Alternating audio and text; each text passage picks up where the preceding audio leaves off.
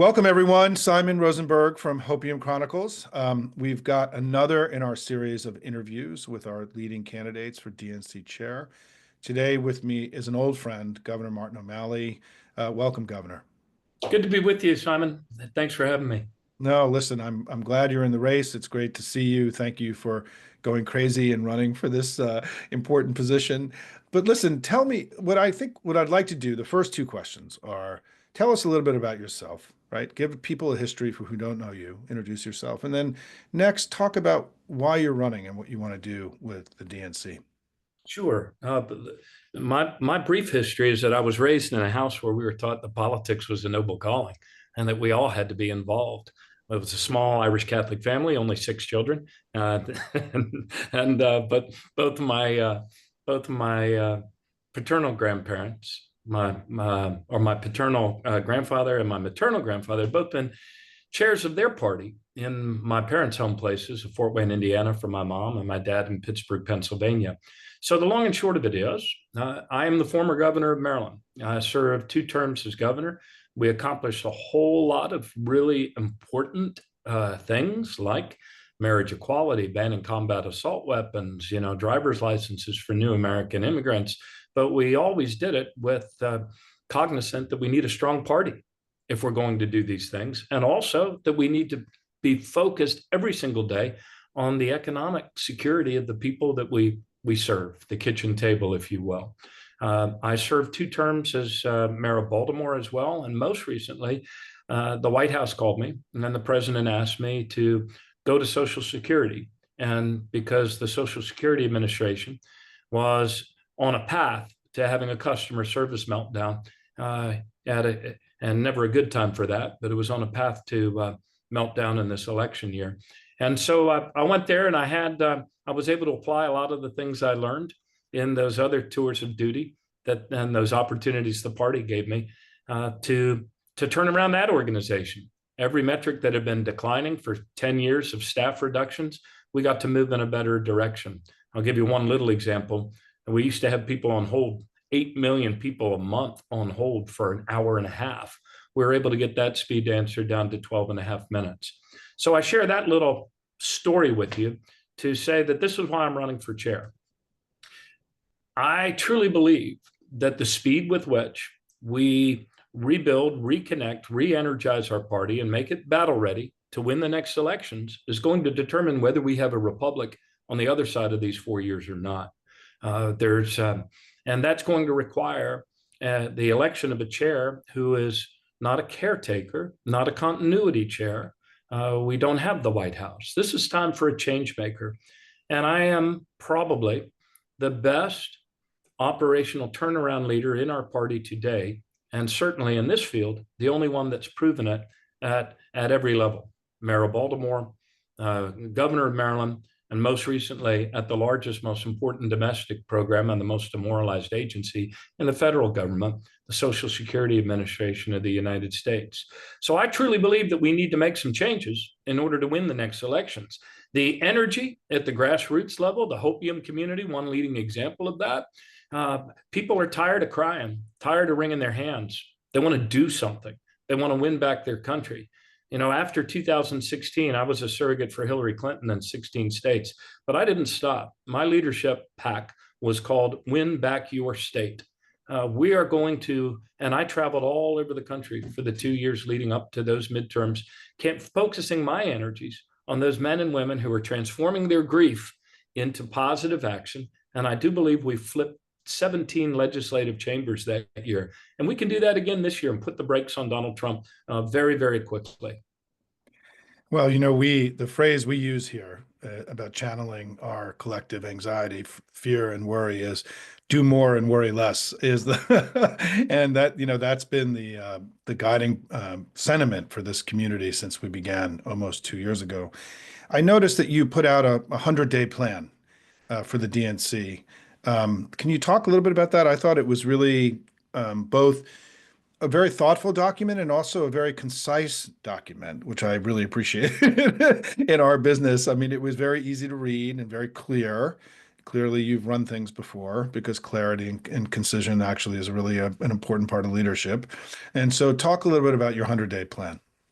Sure, very important for any uh, for in change management terms, very important for any new leader to lay out and actually execute. Our party's great on good intentions, but we're not so good on great execution.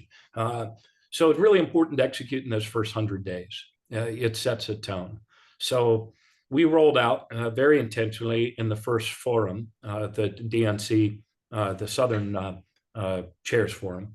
We rolled out the 100-day plan, which in essence begins with, you have to kind of back up from what you want to accomplish by the end of those 100 days, which is an action plan informed by the people who are on the front lines doing this work in our parties throughout the states and territories. But if you want me to go through it, I can probably do it off the top of my head. Day one is to reassert our party's commitment to the economic security and well-being of every man, woman, and child in the nation, period, full stop. It's interesting, you read the DNC preamble, you won't find the words economic security or health and well-being of people. So first of all, to reassert our commitment to the economic security, health, and well-being of every man, woman, and child in the United States. Also on day one is to appoint a transition chair, and also to announce the standing up of two new initiatives at the DNC. One is an action stat regimen. You talk about action. If we want to win the next election, we've got to drive the actions in the meantime that allow that to happen. So action stat is one of those. The other announcement will be the standing up of a Center of Excellence for Digital Communications at the DNC. We need to do a much better job connecting with people online and through communities that now exist online. Gone are the days of just putting ads on cable television for the last 40 days of the campaign.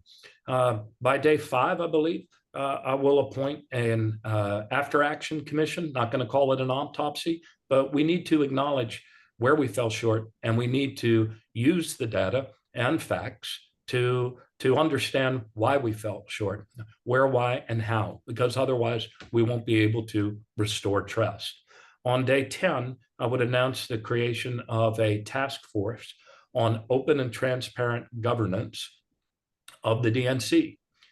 Constant cry as I talk to people on the DNC, and this is from the governing body of the party, is that we have to be a lot more open and transparent. Nobody listens to us. We're a rubber stamp. So we have to up our game. The opening ante of this new game of trust is openness and transparency, and we need to dial that up in the governance of the DNC. By day, what day am I up to? 15. I would appoint the second task force, and that is a task force on the future of the party. It is shameful how little we do to connect and encourage and bring forward a new generation of leadership in this party. There's a causal connection to how poorly we communicate online as a party, and how poorly we engage a generation of natives like my adult kids who have grown up understanding that people get their information, including their news and opinions, and online. By day 40, we will have, I left out an important part. Let me back up. Yeah, sure. Also, on day 2, I'm going to announce the holding of county chair forums in every region of the country. And I will barnstorm the nation myself and be there present. That will be going on all during February in the midst of these other things. You have to meet people where they are.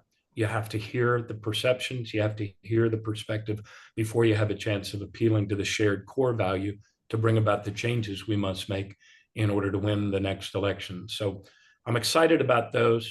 David Wilhelm, former chair of the party, who, like Tim Kaine, former chair, has also endorsed my candidacy.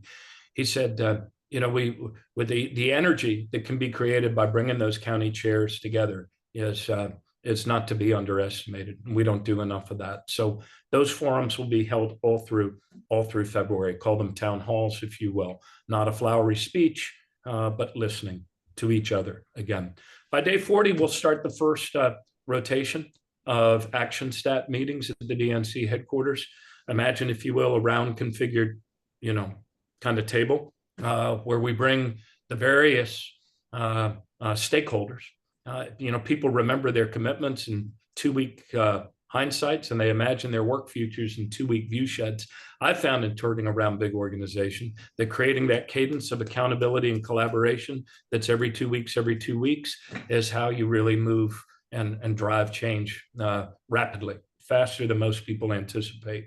And the 4 areas of focus will be on voter registration, candidate recruitment, fundraising, and communications, digital communications. Back from every bad decision that Donald Trump makes that impacts and undermines the economic security of families across the United States, we've got to be messaging and doing it in a very effective way, and also A/B testing our messaging, which we can do much faster today than we might have been able to do in the past. All of this will roll up into, and by the way, those task forces and the other things, they will be making their reports as we head to day 100. And by day 100, we will roll out a first draft of an action plan for the Democratic Party of our country about the things we must do in the 2 years ahead in order to win elections and save our country. So that's the 100-day plan. You said it's obvious I've done this before. I have. And I can see very clearly that this will jumpstart our heart and get us moving in a much much more positive direction. Well, it's a wonderful plan, and I think that I have so many thoughts about it. I think my overwhelming just reaction to what you just laid out is your emphasis on trust. I think is really important. I think that there is a lot of confusion in the family about how we raised so much money and people worked so hard, and we had unprecedented resources, unprecedented number of volunteers, unprecedented number of tools to channel those volunteers into constructive action for us. And that we still came up short against a campaign that seemed to not have the same commitment to grassroots, field organizing, not the same commitment to communicating through traditional television. And I think that for me, what I have found in my community, in the Hopium community, is a lot of like, I need to believe again that my time and money is worth it. That I'm willing to commit, I'm willing to go to work, I'm willing to go leave it all on the playing field again in 2017 and 2018, because we do have some important elections in 27 I mean in 2025 and 2026. We do have some important elections in 2025, and I also think that one of the things that I'm learning, just to give you some feedback, Governor, is that one of the things that's happened in the Hopium community is that people are really liking the process of calling their senators and House members and weighing in on Trump's nominees. I mean, what I think we're also going to be able to do is to sort of invent new forms of activism to channel that anxiety, the doing more part that we were discussing. We've been able to generate a lot of phone calls to Senate and House offices in the last few weeks of people getting up and saying, "I'm no way can we support Hegseth and Gabbard and Kennedy and Patel are the 4 that we're really focused on." And people have found this very rewarding, and very like, this is another, I didn't know this could be another way that I can contribute to our democracy. And I think there really is an enormous opportunity for you, or whoever of you becomes chair, to really regain trust, but also to build something, the most powerful democratic political machine that any of us have ever seen. I think we had it in 2024. I don't know that it was used to I don't know that we, at the end of the day, totally understood how to channel and harness it. Right. But we will, I think, in the future, because I think the folks are taking a break. They're disheartened. They're beaten up. They're sad. They're tired. But in a few months, everyone's going to get ready to rumble. And if there's a plan and a clear sense of direction, I think you're going to see an extraordinary response to it. Based on my interaction with the grassroots over the last couple of months. That's the great hope, isn't it? That people haven't been so exhausted by by Trump and the prospect of 4 more years of them that they just check out. I agree with you. I sense that there's a whole lot of energy out there, and but we also have to acknowledge why we fell short last time. And when I look at the opportunities ahead, Simon, I imagined like this big room filled with a bunch of cables that just need to be connected. I mean, there's so many good things happening in the ecosystem of the pro-democracy forces of our country, uh, and yet this organization, the Democratic National Committee, I mean, we just need to humble ourselves to step to bend down and put together the connections, and also to provide some true north. Uh, the fact that the three lead sponsors in state legislatures of Texas, Ohio, and Mississippi of their abortion bans faced absolutely no Democratic opponent in their general election, uh, I think is malpractice. We have to do a better job of recruiting candidates all across the country. And it segues with so many other things that we have to change, and the changes we need to make to win. One of them is bringing forward young people who happen to be fearless. You and I can remember when we were younger, son, and we were fearless. I knocked on 10,000 doors when I was 7 years old against a guy that all the old people told me I'd never beat, and I almost did. Felt just 20 votes short. But trust is essential. You know, one of my I'm gonna wax wonky here for a second. Great title of this book, Speed of Trust by Stephen M. R. Covey. Progress only happens at the speed of trust. Second book, I wrote this book. It's called Smarter Government: How to Govern for Results in the Information Age. I didn't write it to make money. I wrote it in order to and I didn't make the Oprah show. It didn't make Oprah's book, but it did make it to this. It did make it to the deaths of a lot of mayors and a lot of governors, because really, in a time of diminished trust in institutions, and this is the challenge for us as a party, there's a lot of us are checking out of institutions, don't believe they're important. Parties are passe. We've heard it said. But this party is critically important to the future of our country. And in order to get people to believe, we have to restore trust. In fact, when I was mayor of Baltimore, we had a whole campaign called the Believe Campaign, because people didn't trust that we'd actually do any of the things that we said we were going to do to make the city safer. But small things done well make bigger things possible. So we've got to restore trust. That begins with listening to people. That begins with acknowledging, the truth about ourselves and where we have fallen short. And when we do both of those things, we can restore the trust we need in order to get up to speed, fast enough speed to win these next elections. Tell us how your campaign is going. You have to get 225 or so DNC members to get the majority, right? How's the actual blocking and tackling of the campaign going? Yeah, the campaign is going very, very well.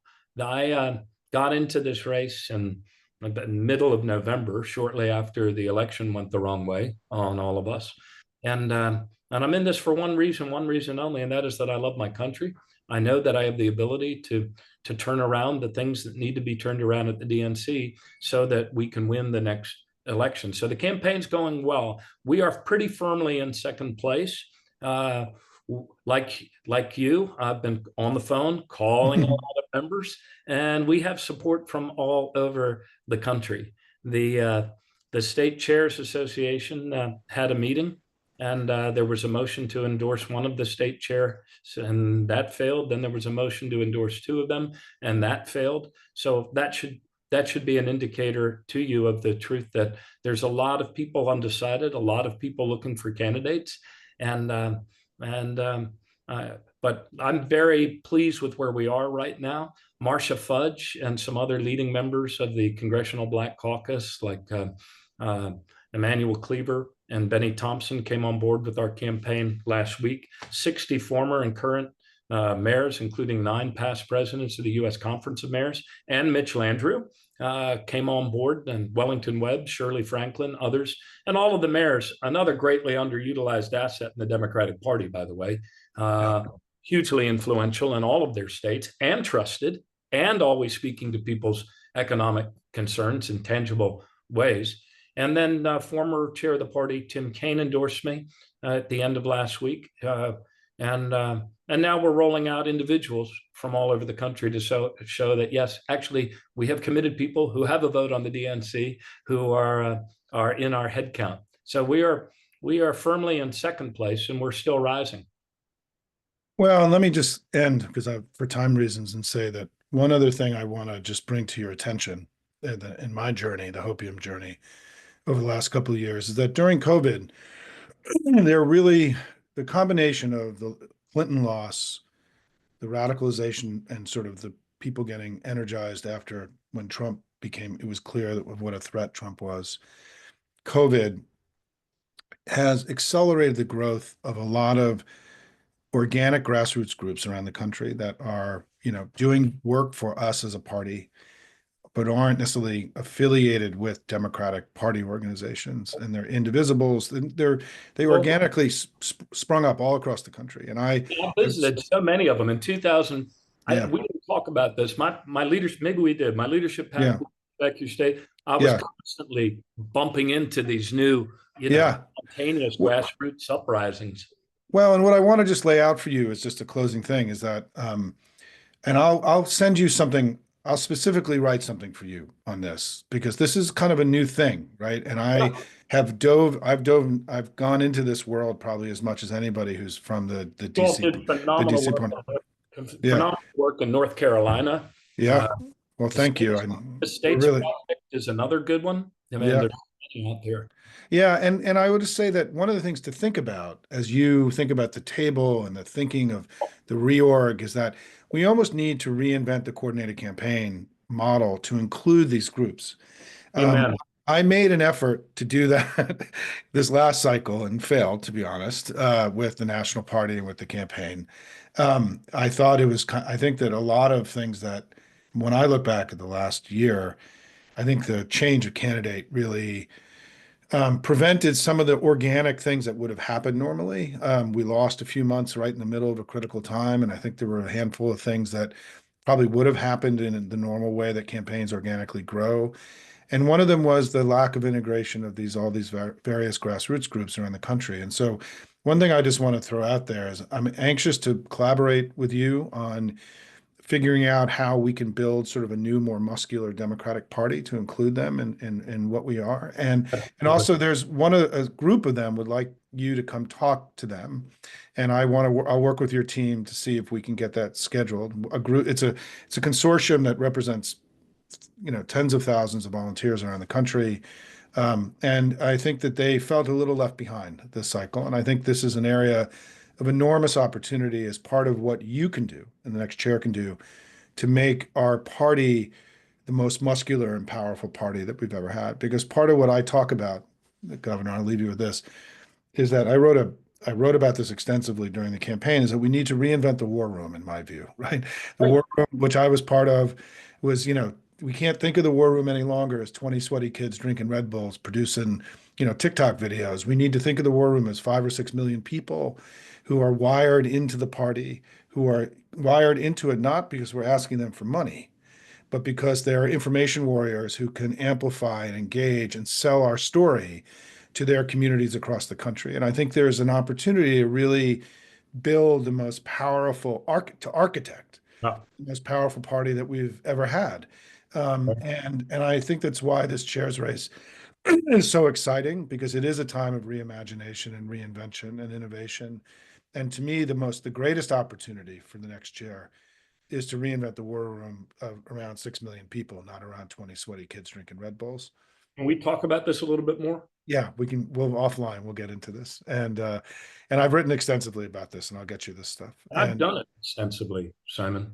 A lot of us are talking about the war room, but when I was at Social Security, that's exactly what we set up. And I also met monthly with outside stakeholders. When we did our security stat meetings, we would live stream that to 120 senior executive service people all across the country. We allowed people outside the agency to attend those things, and we started and we never stopped, and we got into an every 2 week cadence. The common complaint I hear from everybody doing good work across country is that it seemed like the party didn't listen to me. Seems like nobody appreciated what we do. We're going to change that, and we're all talking about the war room. One of us has actually done it at every level. It's also how we turned it around a 300-year decline in the health of the Chesapeake Bay across 5 different states. We can do this. I'm excited about it. And you're absolutely right. okay, Governor, I'm going to let you go. Good luck. Thank And you. I'll follow up with your team. This will be, I'm really grateful. Thank you for having the courage and the patriotism to go do this. This is a hard job. It's a hard process, but it's really important. And so thank you for your leadership and your grit and your courage, as you always have shown in all the years that I've known you. Thank you, Simon. Love you, man. Thanks a lot. Take care, Appreciate it. everybody. See ya. Bye.